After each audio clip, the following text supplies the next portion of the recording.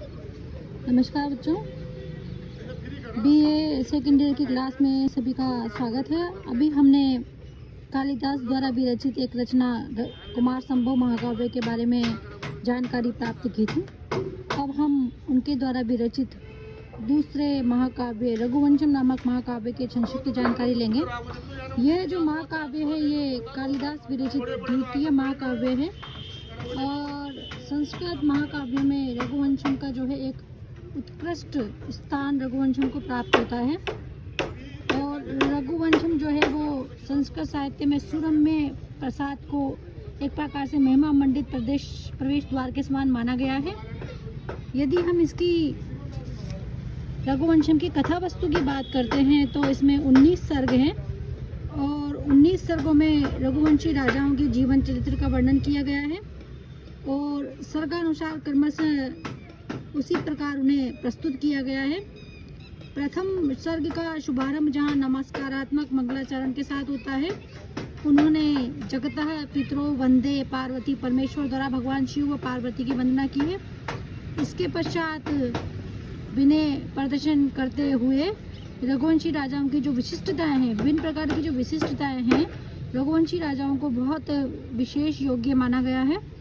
उनकी जो विशिष्टताएं हैं उनका एक प्रकार से साधारण सामान्य सा परिचय इसमें दिया गया है। प्रथमतः अगर आप बात करते हैं, सबसे पहले हम जब इसको देखते हैं तो सबसे पहले इसमें राजा दिलीप का वर्णन प्रस्तुत किया गया है। राजा दिलीप जो हैं वो पुत्रहीन होने से चिंतित हैं और अपनी चिंतित होने के कारण वो बहुत अधिक मानसिक रूप से व्यथित हैं। तो उन्हें बताया जाता है कि सुदक्षिणा के साथ कुलगुरु वशिष्ठ के आश्रम में पहुँचें और आप वहाँ जाकर के नंदिनी गाय की सेवा शुश्रूषा करें। नंदिनी गाय की अगर आप सेवा शुश्रूषा करेंगे तो ऐसी परिस्थिति में आप निश्चित रूप से अपने पुत्र रत्न की प्राप्ति को प्राप्त हो जाएंगे। तो वो दोनों जो हैं, मतलब राजा दिलीप जो हैं, अपनी पत्नी सुदक्षिणा के साथ राजा नंदिनी गाय की सेवा में संलग्न हो जाते हैं और द्वितीय एवं तृतीय सर्ग में वही राजा दिलीप से ही संबंधित है। द्वितीय सर्ग में राजा दिलीप जो हैं उनके बारे में बताया कि किस प्रकार से वो गाय की सेवा में लगातार लगे हुए हैं। नंदिनी गाय के साथ वो उसकी सेवा में रात दिन लगे रहते हैं, उसी के साथ उठते हैं, बैठते हैं, उसके खाने पीने का पूरा ध्यान रखते हैं और 21 दिनों के पश्चात उनकी निष्ठा की परीक्षा ली जाती है नंदिनी गाय के द्वारा। अर्थात जो गाय है नंदिनी, वो किस प्रकार से एक नाटक करती है, अर्थात वो एक अपने आप को खुद को एक काल्पनिक सिंह के चंगुल में फंसा लेती है और राजा जो है वो गाय के बदले में सिंह के समक्ष अपने आप को समर्पित कर देते हैं। यानी कि वो खुद को समर्पित कर देते हैं। सिंह से कहते हैं कि तुम नंदिनी को मत खाओ, मुझे खा लो। इस पर नंदिनी प्रसन्न होकर उन्हें पुत्र देने का आश्वासन प्रदान करती है और पत्नी सहित राजा ऋषि की आज्ञा प्राप्त कर पूरी तरह से वो प्रसन्न हो जाते हैं, क्योंकि वो जो वहाँ जाकर सेवा शुश्रूषा वो कर रहे थे उसका फल उन्हें प्राप्त हो जाता है और वो जो है वो प्रसन्न हो जाते हैं और प्रसन्न होकर के पुनः अपनी राजधानी में लौट आते हैं। तृतीय सर्ग की यदि आप बात करें तो रानी सुदक्षिणा का गर्भाधान, क्योंकि उन्होंने नंदिनी गाय की सेवा करके ये उन्होंने इस प्रकार से प्राप्त किया था, उन्होंने आशीर्वाद लिया था कि वो नंदिनी गाय की सेवा के द्वारा इस प्रकार से प्राप्त होंगे, सेवा के द्वारा उनको पुत्र की प्राप्ति होगी। तो वो पुत्र की प्राप्ति में लग जाते हैं और पुत्र रत्न की जब उन्हें प्राप्ति हो जाती है तो गर्भाधान का वर्णन है इस प्रकार से। और रघु का जन्म, फिर जब उसके बाद आगे रघु का जन्म, शिक्षा एवं योगराज्य का वर्णन किया गया है। इसके पश्चात दिलीप द्वारा अश्वमेध यज्ञ करने का वर्णन किया गया है। और सर्ग के अंत में यदि आप बात करते हैं तो सुदक्षिणा जो है राजा दिलीप के वनगमन का वर्णन है। एक प्रकार से कह सकते हैं कि वो अंत में अपने पुत्र का राज्याभिषेक करते हैं और पुत्र का राज्याभिषेक करने के बाद वो वानप्रस्थ आश्रम में चले जाते हैं। चतुर्थ सर्ग की अगर आप बात करते हैं तो उसमें राजा रघु की दिग्विजय का वर्णन है। कहने का तात्पर्य यह है कि चतुर्थ सर्ग में इस प्रकार से वर्णन किया गया है कि राजा रघु जो हैं वो किस प्रकार से पूरे संसार को विजयी हो जाते हैं चारों दिशाओं में उनके जीतने का वर्णन है। और उसके पश्चात वो है राजा रघु जो कि दिलीप की संतान है, वो यज्ञ का आरंभ करते हैं। पंचम सर्ग में रघु की सभा में कौत्स नामक स्नानक के द्वारा गुरु दक्षिणा के लिए पहुंचने का वर्णन है और रघु द्वारा विश्व विजित यज्ञ संपन्न कर सर्वस्व दान देने का भी वर्णन किया गया है। षष्ठ सर्ग की अगर बात करते हैं तो इंदुमती के स्वयंवर का वर्णन किया गया है। सुनंदा स्वयंवर में उपस्थित वह सभी राजाओं को क्रमशः वर्णन करती है और इंदुवती जो है वो अच के समक्ष आती है और उसके गुणों को सुनती है। तब वो राजा अच के गले में माला डालकर उसका वर्णन कर लेती है। सप्तम सर्ग में राजकुमारों द्वारा इंदुमती के विवाह का वर्णन है अयोध्या पर। इस प्रकार से क्रमशः इसमें रघु का जो वंश है उनके वंश और आगे से आगे उनके वंश से संबंधित अष्टम सर्ग की बात करें तो इसमें अज के विलाप का मतलब है वर्णन है, अर्थात आज किस प्रकार से रघु जो है वन में तप करने चले जाते हैं, उनकी वहाँ मृत्यु हो जाती है। इसके पश्चात आज के दशरथ नामक पुत्र उत्पन्न होता है और एक बार वन में गई इंदुमती पर विद्याधर माला आकाश से गिरती मर जाती है और जो राजा अज हैं वो इंदुमती के वियोग में मतलब अपनी पत्नी की मृत्यु के कारण बहुत अधिक दुखी होकर के किस प्रकार से वो विलाप करते हैं इसका वर्णन यहाँ पे किया गया है। आगे के जितने भी सर्ग इसमें जो बताए गए हैं 9वें से 12वें सर्ग की अगर आप बात करें द्वादश सर्ग की तो दशरथ और राम विषयक वर्णन किया गया है। वाल्मीकि रामायण की कथा भी यहाँ संक्षेप में कही गई है और विस्तृत रूप से न कहकर संक्षेप में कही गई है। त्रयोदश सर्ग में जो रावण के वध के पश्चात राम सीता को लेकर पुष्पक विमान से लंका से वापस अयोध्या लौटते हैं और मार्ग में जितने भी दंडक जनारण्य आदि सभी का वर्णन है। चतुर्दश सर्ग की अगर आप बात करते हैं तो उसमें राम का राजकुल के सदस्यों से मिलन का मार्मिक वर्णन किया गया है। भरत जो है उन्हें अपना राज्य लौटा देते हैं और राम जो है वो राजा बन जाते हैं।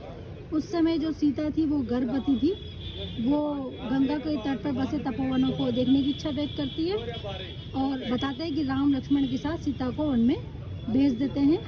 वन में सीता की रक्षा के लिए वाल्मीकि मुनि यहाँ पहुँचते हैं, सीता को अपने आश्रम में रखते हैं। इस प्रकार से अयोध्या में राम जो है अश्वमेध नाम के एक यज्ञ का प्रारंभ कर देते हैं। पंचम सर्ग की अगर बात करें तो इसमें लवणासुर की कथा है और शत्रुघ्न द्वारा उसका वध, लव कुश का जन्म, राम का अश्वमेध यज्ञ छोड़ना। इस प्रकार से जो रामायण की जो पूर्वोत्तर कथाएं हैं अर्थात उत्तर रामायण चरित्र में जिन प्रकार की कथाओं का वर्णन किया गया है लव कुश के जन्म के उपरांत और राम द्वारा अश्वमेध यज्ञ करने के पश्चात जो कुछ होता है और 16वें से 19वें सर्ग की आप अगर बात करते हैं तो लव कुश से लेकर अग्निवर्ण तक जितने भी रघुवंशी राजा हैं, लव कुश और उनके पश्चात वहाँ से लेकर के उनके पुत्र इस प्रकार से जो अग्निवर्ण तक जो रघुवंशी राजा हैं, अग्निवर्ण नामक राजा के भी सुदर्शन नाम का पुत्र है, वह नाम मात्र का शासक है क्योंकि उसका सारा समय जो है रानियों के साथ विलास करने में ही बीत जाता है और अंत में उसे यक्ष्म योग हो जाता है और वो मर जाता है। उसकी मृत्यु के समय पटरानी गर्भवती थी, वह सिंहासन पर बैठ जाती है। उसकी पटरानी उसकी जो सबसे बड़ी जो महारानी रहती है, रानी रहती है, वो गर्भवती थी, वो सिंहासन पर सामान्य बैठ जाती है और इसी प्रकार से उसकी रघुवंशम की कथानक का पूरा समाप्त हो जाता है।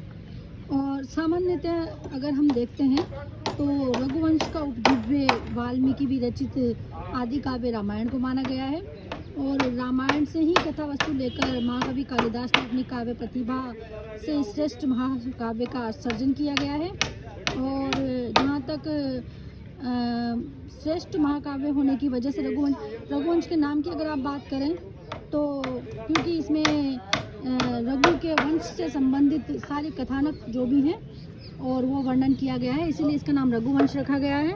और ये जो महाकाव्य है ये बच्चों देखो कुमार संभव से बहुत अधिक बड़ा है और विस्तृत क्षेत्र भी इसमें विस्तृत है और इसमें जो है देखने को अगर हम बात करते हैं तो कुमार संभव की अपेक्षा इस महाकाव्य में उनकी प्रतिभा और अधिक निखर के सामने आई है। और इसमें रामचरित्र के अतिरिक्त दिलीप की नंदिनी सेवा, रघु जन्म, इंदुवती स्वयंवर, अज का विलाप, इस प्रकार के अनेक अयोध्या की कारुणिक स्थिति आदि अनेक जो हैं करुणा बोधक वर्णन भी हैं जो कि पाठकों को अपनी ओर आकर्षित करते हैं। और ये भी है कि इसके विषय में कहा जाता है यह रघुकारे न रमते। वस्तुतः माने तो रघुवंश का प्रत्येक वर्णन विशेष रूप से मार्मिक है और ग्राह्य है, इसीलिए इसमें रघुकार का उल्लेख आता है। और किसी समालोचक ने उचित लिखा है कि रघुवंश के नायक केवल पृथ्वी पर जन्म ग्रहण नहीं करते वरन इस पृथ्वी को स्वर्ग बनाने में संलग्न देते हैं। उनकी वीरता, धीरता एवं यज्ञ निरंतरता के कारण देवलोक और इंद्रलोक भी नतमस्तक। कुल मिलाकर कहने का तात्पर्य यह है कि रघुवंश में जहाँ तक इसके जो नायक हैं, जितने भी रघु के वंश के जो राजा वर्णन किया गया है, वो सभी इस पृथ्वी को स्वर्ग बनाने में तत्पर रहते हैं। वो चाहते हैं कि किस प्रकार से संपन्न और दुर्लभ गुणों का समवाय उनके अंदर है। इस प्रकार से सभी नायकों को श्रेष्ठ बताया गया है। इसमें एक नायक नहीं होकर के कई नायक हैं, क्योंकि ये रघु के पूरे वंश पर ही लिखा गया है। और जहाँ तक रस योजना की बात है तो इसमें सभी मुख्य रसों का परिपाक हुआ है। और अग्निवर्ण राजा का जब वर्णन किया गया है उसमें श्रृंगार रस, अज रघु आदि उनके युद्ध प्रसंगों की बात अगर करते हैं तो वीर रस, अज के विलाप में करुण रस, इस प्रकार से जितने भी मुख्य रस हैं सभी का इनमें वर्णन किया गया है। और रघुवंश में कवि ने जो है आदर्श चिंतन को प्रस्तुत करने का प्रयास किया गया है। एक प्रकार से महाकवि कालिदास के जो दोनों महाकाव्य हैं, आप अगर बात करते हैं तो महाकाव्य की कसौटी पर प्रशिक्षण किया जाए तो दोनों ही उस पर खरे उतरते हैं। दोनों जो महाकाव्य कालिदास ने लिखे हैं बच्चों, एक तो रघुवंशम, दूसरा कुमार संभव, दोनों में ही लक्षण अनुरूप मंगलाचरण किया गया है। रघुवंश में जहाँ नमस्कारात्मक मंगलाचरण है, कुमार संभव में वस्तु निर्देशात्मक मंगलाचरण का प्रयोग किया गया। हम सभी जानते हैं कि किसी भी काव्य को प्रारंभ करने से पूर्व उसमें कवि द्वारा मंगलाचरण किया जाता है ताकि वो निर्बाध गति से और वो काव्य रचना जो है सही तरीके से समाप्त हो जाए। तो इन दोनों महाकाव्यों में भी प्रारंभ करने से पूर्व जो है मंगलाचरण किया गया है। दोनों ही काव्यों में कथा वस्तु का विभाजन सर्गों में किया गया है और सर्गों की संख्या 8 से अधिक है। और अगर छंदों की आप बात करते हैं तो छंद भी उचित ही वर्णित किए गए हैं। और दोनों में महाकाव्य के लिए जो वर्णन होना चाहिए, यानी कि कहने का मतलब वन, नदी, पर्वत आदि, सागर आदि सब उत्कृष्ट और सजीव वर्णन, काम, क्रीड़ा, विवाह, सूर्यास्त, संध्या, सभी का सजीव और उत्कृष्ट वर्णन दोनों महाकाव्यों में देखने को मिलता है। और अगर हम बात करें तो महाकाव्यत्व की कसौटी पे अगर कसने की हम बात करते हैं तो दोनों ही महाकाव्य श्रेष्ठ महाकाव्य के रूप में हमारे सामने आते हैं।